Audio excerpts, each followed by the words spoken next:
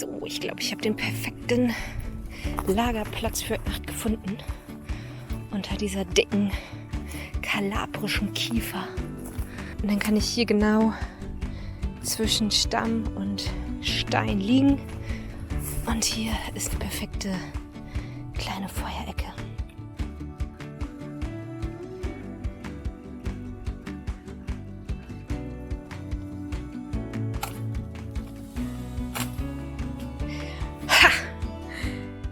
Das ist Kienspan. Also der wird brennen wie sonst was. Hier oben sieht man das auch nochmal ganz schön. So, mein Schlafgemach ist errichtet, mein Lager. Hier habe ich alles schön noch mit Kiefernadeln ausgepolstert unter der Isomatte. Und da liegt Trick 17 zum Feuermachen. Eigentlich Wattpads, aber die habe ich nicht mit, deswegen Tampons tun es auch.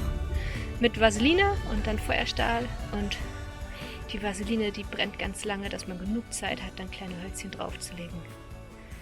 Also Vaseline und Watte, bester Zunder überhaupt.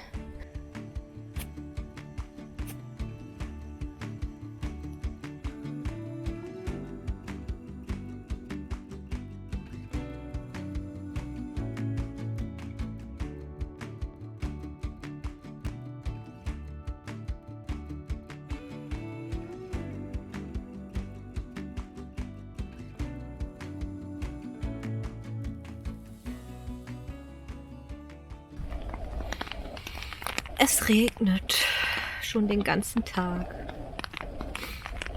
Die Nacht war super am Lagerfeuer. Ich war hochmotiviert morgens und bin gleich los.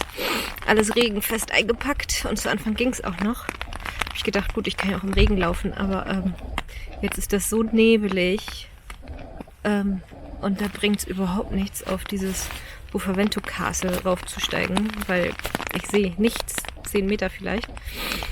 Und deswegen gibt es jetzt heute einen Lesekekstag. Und ich muss gestehen, ich hätte jetzt so gern ein Zelt. Es ist jetzt erst 11 oder 12 Uhr. Eventuell hänge ich hier jetzt 24 Stunden in dieser Hängematte, ich weiß es nicht. Aber wie gesagt, ich habe genug zu essen. Trinken jetzt hier auch. Ich kann hier einfach ein Becherchen drunter stellen. Ja. Mal schauen, wann es aufhört zu regnen. Guten Morgen. Es hat tatsächlich bis 3 Uhr nachts gestern durchgeregnet. Das heißt, ich bin jetzt seit 18 Stunden lag ich in der Hängematte und habe die Hängematte gerade zum ersten Mal verlassen. Da ist mein Lager. Es hat dicht gehalten. Richtig, richtig, richtig gut. Ich bin so stolz. Ja, und 18 Stunden lag ich da drin, habe 2 Bücher fast durchgelesen. Oh, und jetzt werde ich hier mit diesem Morgen belohnt. Ich habe es mir so gewünscht. Ey, diese Steilwand konnte ich gar nicht sehen die ganze Zeit. Und da oben, da ist Bufavento Castle. Das ist jetzt auch die letzte Wanderung hier auf Zypern. Morgen geht's schon mit der Fähre rüber in die Türkei. Ich habe noch nichts gefrühstückt, nichts getrunken. Erstmal rauf hier auf den Berg. Aber man hat hier schon eine Wahnsinnsaussicht.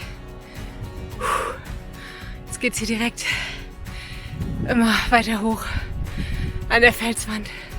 Also wenn ich am Nordkap mit meinem Hintern keine Nüsse knacken kann, dann weiß ich auch nicht.